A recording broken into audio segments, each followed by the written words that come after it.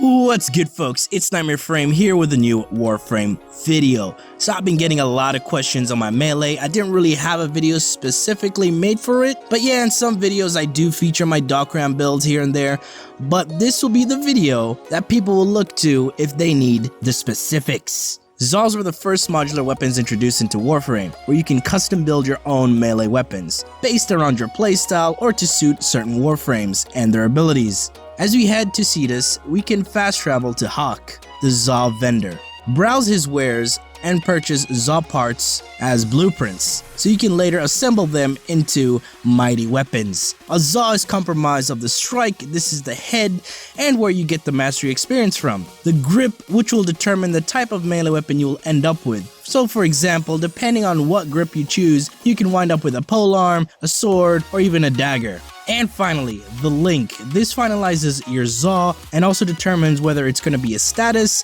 crit, or a hybrid melee. Putting these parts together will get you a basic build. You would have to level this basic Zaw and then guild the weapon, so basically refining it, where it will ascend to its final form. If you go into the Forge Zaw section, this is where you can see how your Zaw will look and what stats it will have by mixing different parts. You can toggle on and off to view the gilded stats to see your final results. Now that you've got the general idea on how to build a Zaw, it is time to show you my two Dokrahm variants and their builds. The first variant, the Conference Call, is built for a high status, allowing you to synergize very well with Healing Return. With 3 dual stat mods alongside Drifting Contact, you will hit 100% status chance. Like any other weapon, having a Riven will allow you to get rid of some mods so you can hit some juicy numbers and build it in a way that transforms it into a true murder stick.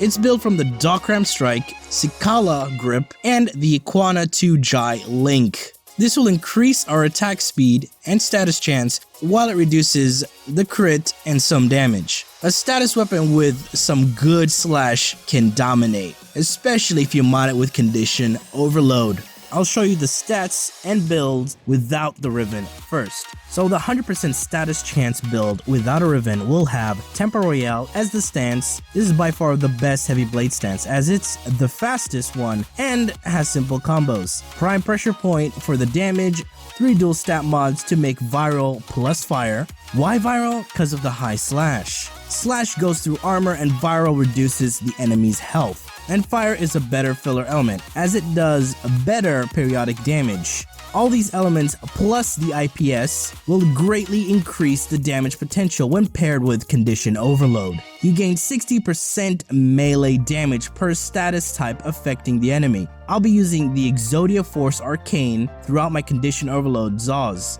as that triggers another status effect when you trigger your weapon's status effect, further increasing the damage output. Primed Reach for better range, Drifting Contact for additional status chance, and gives us that 10-second combo duration.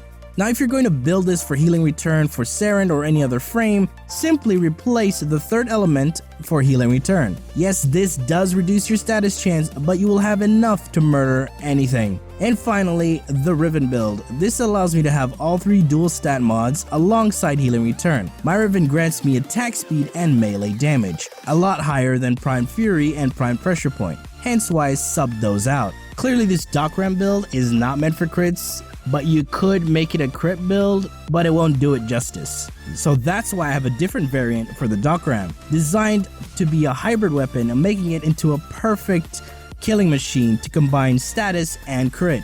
But this means that it is not meant for Healing Return. This weapon is best used on tankier frames that can dish out damage and walk out unscathed.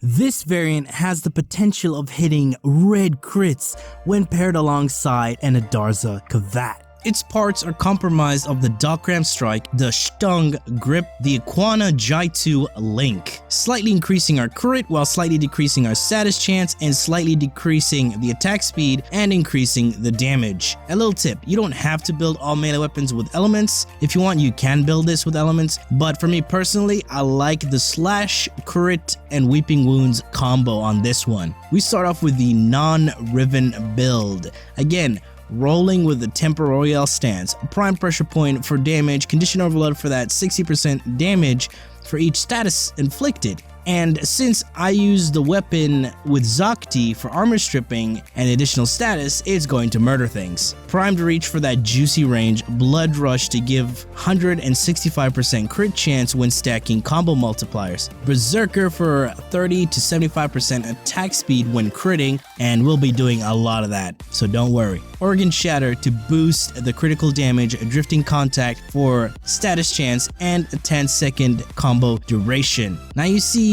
the status chance is only at 35%, and you're thinking to yourself, how is this gonna be deadly as a hybrid weapon? And that's where Weeping Wounds comes in, giving us a 45% status chance per combo multiplier. So this bad boy can stack. So you see, you can run hybrid elements and crit, but you would have to sacrifice Primed Reach, but having a Riven can save you from that. So to mod it for a hybrid and crit elemental build, just replace Primed Reach and Weeping Wounds to give you any elemental combo you prefer, but I highly suggest going with Viral. The Viral and crit build is by far the most damaging one, but sacrificing range does hurt it a bit. So if you do like this Zaw, I highly suggest grabbing yourself a Riven to unleash hell for the baddies, allowing you to run different combinations of builds. Alright, so now I finally got a separate video for my Dokrahms. If anyone asks, I can simply refer them to this video. So that's been it for me, folks. I do hope you found this video informative, and if you've enjoyed the video, please feel free to leave a like, share, and subscribe. For more, refer to the description.